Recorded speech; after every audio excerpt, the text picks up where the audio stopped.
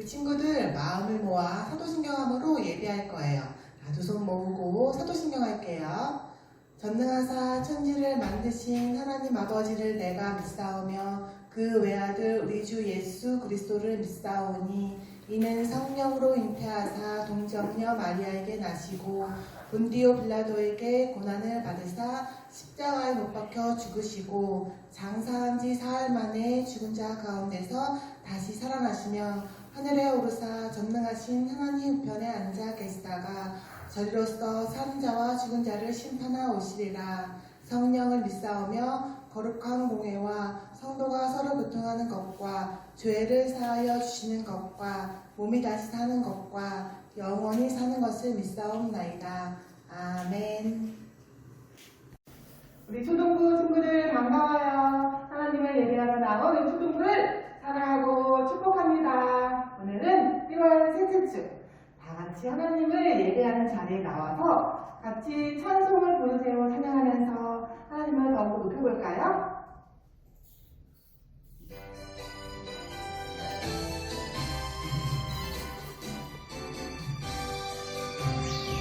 찬송을 부르세요. 찬송을 부르세요. 놀라운 일이 생깁니다. 찬송 부르세요. 기도를 드리세요. 기도를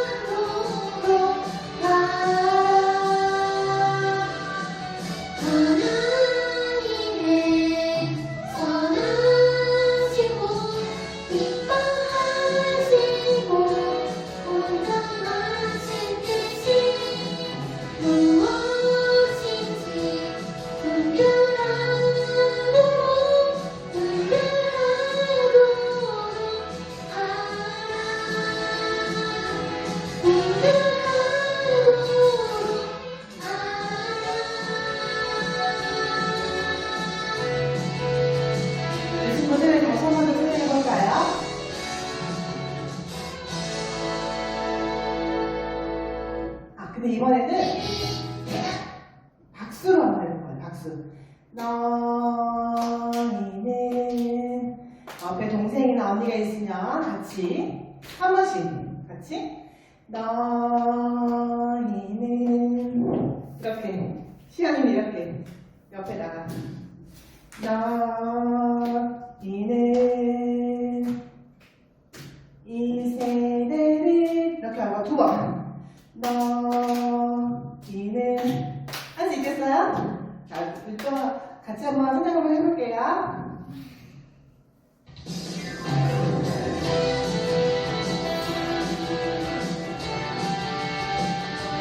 동생이나 언니랑 부모님이랑 같이 한번 해볼까요? 한 번씩. 너희는 이 세대를 본받지 말고 오직 마음을 새롭게 함으로 변화를 받아 두 번씩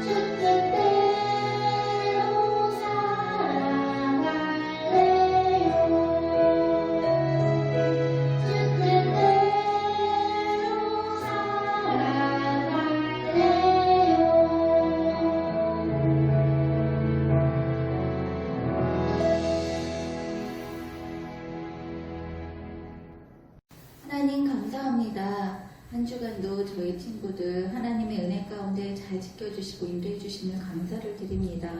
정말 이 시간 저희들이 함께 모여 예배하지 못하지만 저희들이 한 마음으로 하나님께 예배할 수 있게 해주시고 하나님의 동일하신 은혜가 베풀어지기를 간절히 원합니다. 우리의 말씀을 전하실 전도사님께도 함께하여 주시고 그 말씀을 듣고 우리 친구들이 힘을 얻어서 삶 가운데 승리하는 삶을 살아갈 수 있도록 도와주시옵소서. 정말 코로나 이 긴 상황 속에서도 저희 친구들 두려워하지 않고 힘있게 정말 자신의 일을 열심히 하는 우리 친구들 되게 하여 주시옵소서. 오늘도 함께해 주신 하나님께 감사를 드리오며 예수님의 이름으로 기도합니다. 아멘.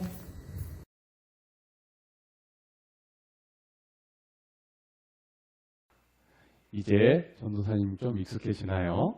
자, 전도사님의 이름은 전국 아니고요.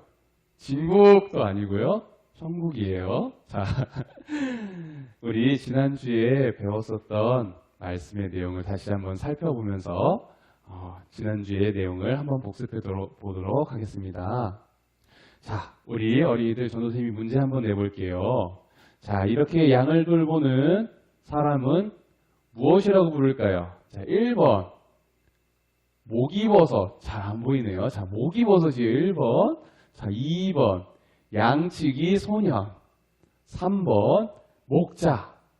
자, 이 사람은 무엇을 하는 사람인가요? 이 사람의 직업은 몇 번이 정답일까요? 자, 우리 선생님은 1번이라고 하는데 정답은 바로 3번 목자입니다. 양들은 이 목자의 도움이 반드시 필요한 동물이라고 우리가 함께 배웠어요.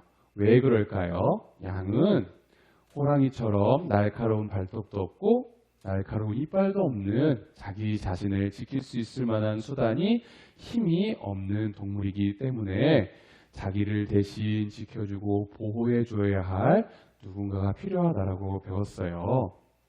우리 역시 마찬가지라고 배웠습니다.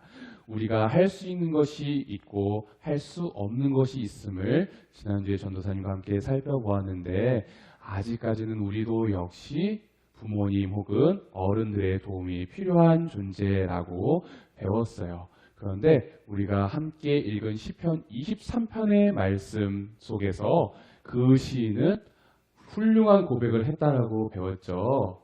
자, 그 시인은 23편은 다윗의 시로 알려져 있는데 여기서도 한번 전도사님 문제를 내볼게요. 이 다윗은 어떤 사람이었는가? 자, 1번 이새의 첫 번째 아들.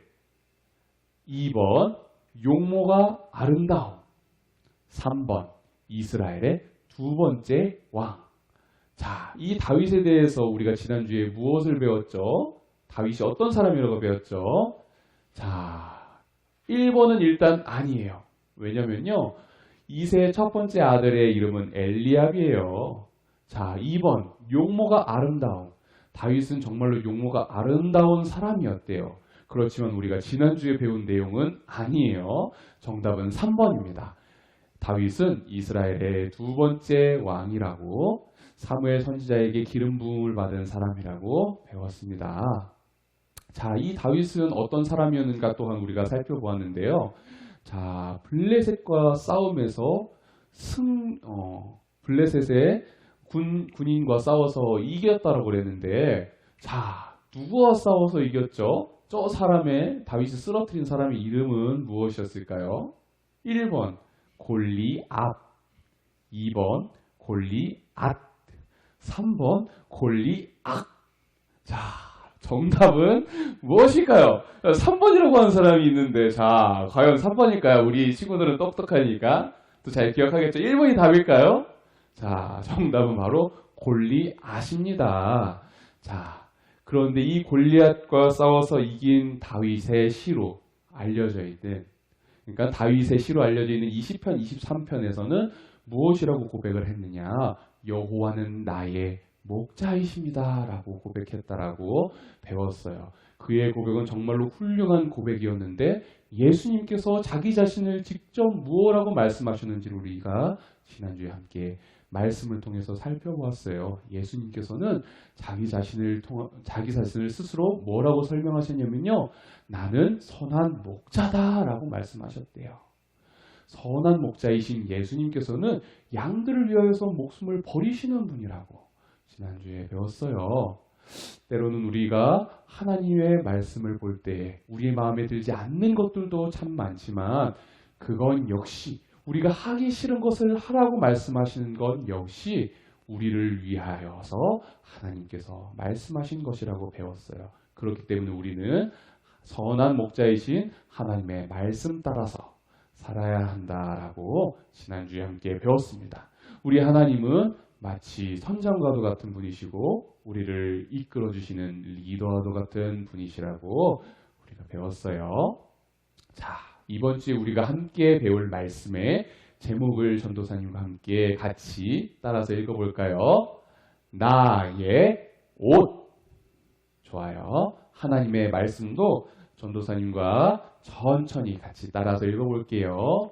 오직 주 예수 그리스도로 옷 입고 정욕을 위하여 육신의 일을 도모하지 말라. 로마서 13장 14절 말씀. 아멘. 잘 읽었어요. 자, 지난주와 마찬가지로 전도사님이 한 가지 문제를 또 우리 어린이들에게 내보도록 할 거예요. 자, 우리 사람들이 살아갈 때 정말로 필요한 것이 무엇이 있는가? 우리 어린이들은 한번 생각해 본 적이 있나요? 사람이 살면서 반드시 필요한 것들, 그것이 무엇일까요? 돈? 바로 나오는 대답이죠? 돈, 맞아요. 분명히 우리에게는 돈이 필요한 건데 크게 세 가지로 나눈대요. 무엇이 있을까? 자, 전도사님과 함께 따라서 읽어볼게요. 의, 식, 주. 자, 이 의식주는 사람이 살아가는데 필요한 세 가지의 요소라고 해요. 그런데 이 의는 무엇을 의미하냐면요. 자, 옷을 의미해요. 우리는 모두가 다 옷을 입고 살아가고 있죠. 그리고 식은 무엇이냐면 먹는 것, 우리에게 필요한 영양소를 섭취하기 위해서 필요한 음식들을 의미합니다. 그리고 주는 무엇을 의미하냐면요. 바로 집을 의미하는 거예요. 우리가 꼭 필요한 부분이죠. 잠자고 생활하고 씻고 다 이것이 집에서 이루어져요. 자, 그런데 상대적으로 봤을 때, 비교해서 봤을 때 집은 정말로 나도 자야 될 곳이 있고 그러니까 꼭 필요한 것 같고 밥 먹는 것도 먹지 않으면 죽기 때문에 꼭 필요한 거라고 생각할 수 있는데 전사님 옷은 필요 없지 않아요? 아니에요. 그렇지 않아요. 옷도 역시 반드시 필요해요. 옷은 우리에게 어떤 기능을 가져다 줄까요? 옷은요. 일단은 1차적으로 우리의 몸에 무엇이 묻지 않게끔 막아주는 기능도 하고요. 그리고 또 큰 기능은 아니지만 때로는 우리가 이렇게 살짝 부딪혔을 때 그냥 맨살에 닿았을 때는 다칠 수도 있어요. 그렇지만 옷을 입고 있을 때에는 그것이 조금씩은 이렇게 보호가 돼요. 그러니 우리를 보호하는 기능도 그런 역할도 합니다. 옷이. 그리고 또 옷은 무슨 역할을 할까요? 자, 멋을 낼 수 있죠. 자, 이 되게 어린아이 같아 보이지만 멋있게 폼을 잡고 있어요. 자, 우리가 무슨 옷을 입느냐에 따라서 아주 멋있어 보이기도 하고 아주 예뻐 보이기도 하죠. 우리에게 옷은 이러한 역할도 해요. 그리고 또 한 가지 역할이 있어요. 그것이 무엇일까요? 이게 가장 중요해요. 자, 무슨 역할을 하는 건지는 잘 모르겠지만 전선생님이 이야기해주기 전에 우리가 한번 그림을 보면서 살펴볼 거예요. 여기에 있는 어린이들은 무슨 옷을 입고 있나요? 교복을 입고 있죠. 우리는 아직 한 번도 교복을 입어보진 못했지만 이렇게 교복을 입고 있는 사람들을 볼 때, 아, 저 사람은 학교를 다니는 사람이구나, 학생이구나 라고 우리는 알 수가 있어요. 두 번째 사진 한번 볼게요. 자, 여기 있는 사람은 뭘 하는 사람인가요? 전도사님이 물어보는 것이 참 바보 같은 짓일지도 모를 만큼 우리 어린이들은 너무나도 뻔하게 알고 있어요. 바로 불을 끄고 불길 속에서 위험한 사람들을 지키고 도와주는 소방관이라는 것을 우리는 알 수 있어요. 또 한번 살펴볼까요? 여기 있는 사람은 뭘 하는 사람들일까요? 자, 아픈 사람들을 고쳐주고 때로는 수술도 이렇게 하는 바로 의사 선생님들이죠. 그리고 여기 있는 사람은 누구일까요? 분필을 던지는 분일까요? 자, 여기 있는 분은 바로 우리가 학교에서 우리에게 무언가를 가르쳐주는 선생님이죠. 마지막이에요. 이 사람은 누굴까요? 자, 여기 있는 사람은 뭘 하는 사람일까요? 일단은 이렇게 보이지 않게, 얼굴을 보이지 않게 다 가렸고요. 아주 어두운 속에서 어두운 옷을 입어가지고 자기 자신이 누군지를 몰라보게끔 이렇게 옷을 입은 것 같아요. 누가 봐도 알겠죠? 여기 있는 사람은 바로, 자, 이제 좀 보이나요? 여기 있는 사람은 바로 도둑이에요. 이런 옷을 입고 있는 사람은 누가 봐도 도둑이라고 우리가 생각할 수 있을 거예요.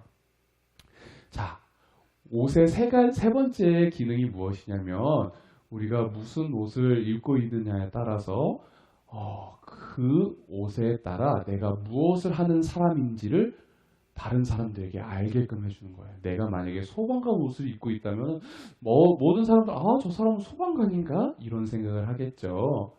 반대로 누군가가 이렇게 시커먼 옷을 입고 나는 밤에 이렇게 늦게 돌아다닌다면 당연히 그것을 지켜본 사람은 저 사람 뭐야? 왜 이렇게 수상해? 이렇게 생각을 하겠죠.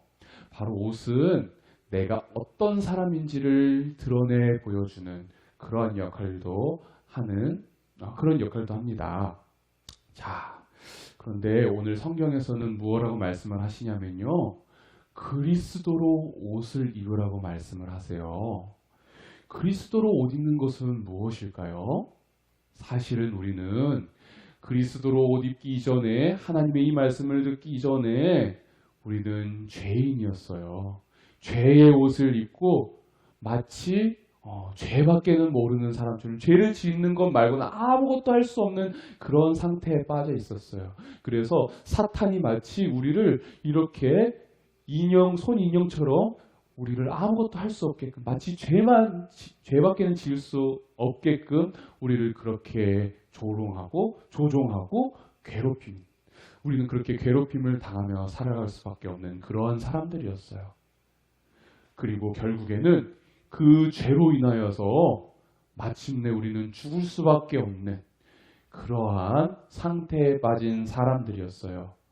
그런데 하나님께서는 이러한 우리들을 불쌍히 여겨주셔서 예수 그리스도를 통하여서 이 죄의 사슬을 끊어주시고 죄로부터 자유하게 하셨어요.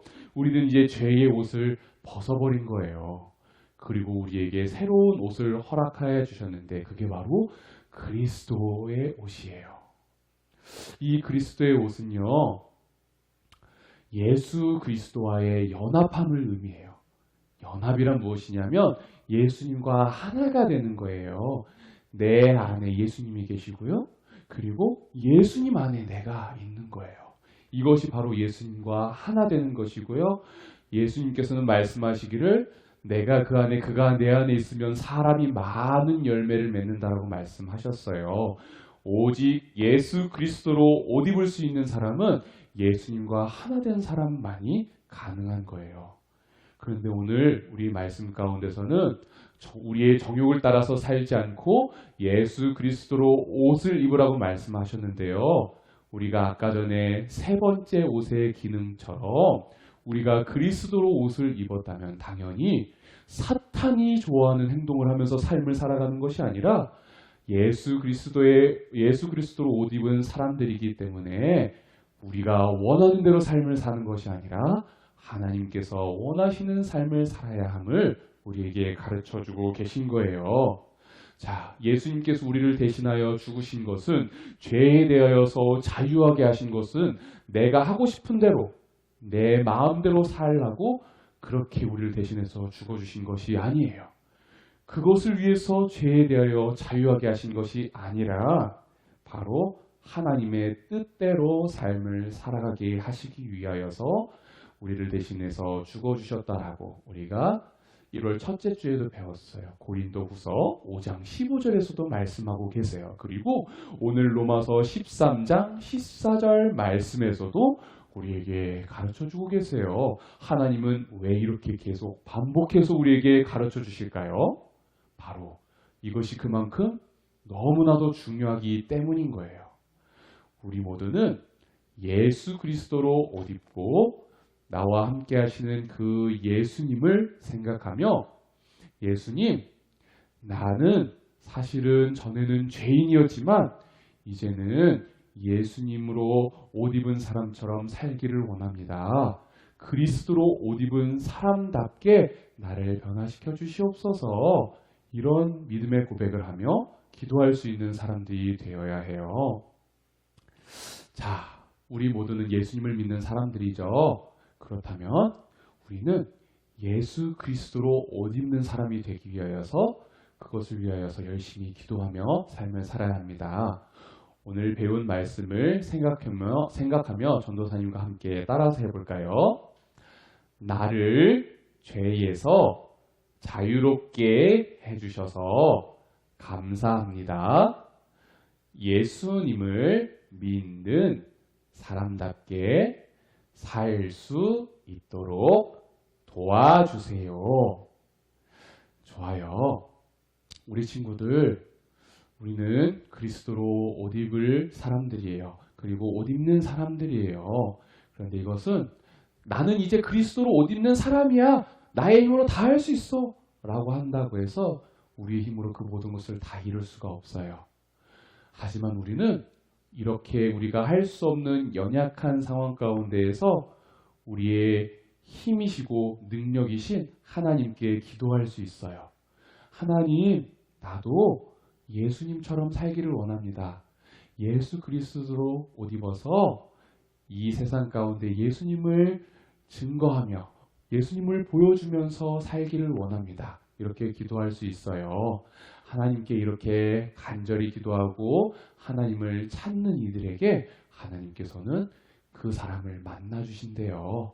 이 사실을 우리 친구들이 꼭 기억하여서 예수 그리스도로 옷 입고 하나님의 도우심으로 예수님의 옷을 입고, 그리고 또한 많은 사람들이 우리를 볼 때 와, 저 사람은 그리스도로 옷 입은 사람이구나 라고 여김받을 수 있는 우리 거여제일교회 어린이들이 다 되기를 주님의 이름으로 간절히 소망합니다.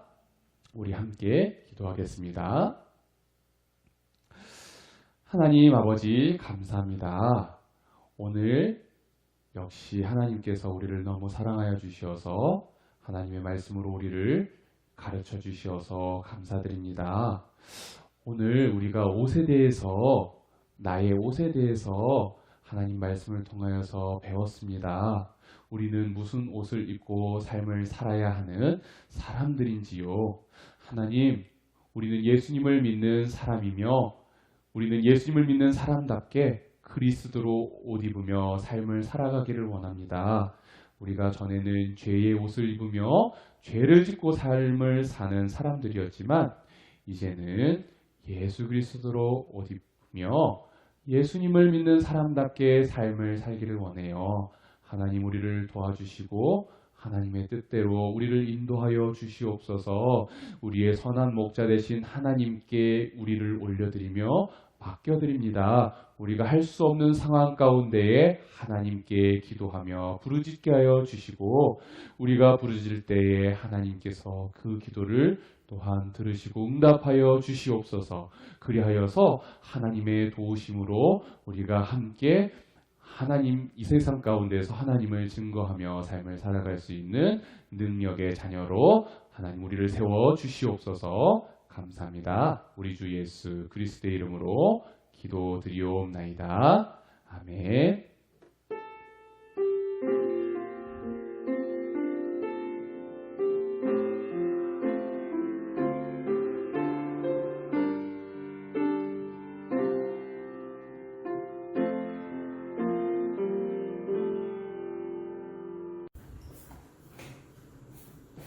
다 같이 주님 가르쳐 준 기도로 예배를 마치겠습니다.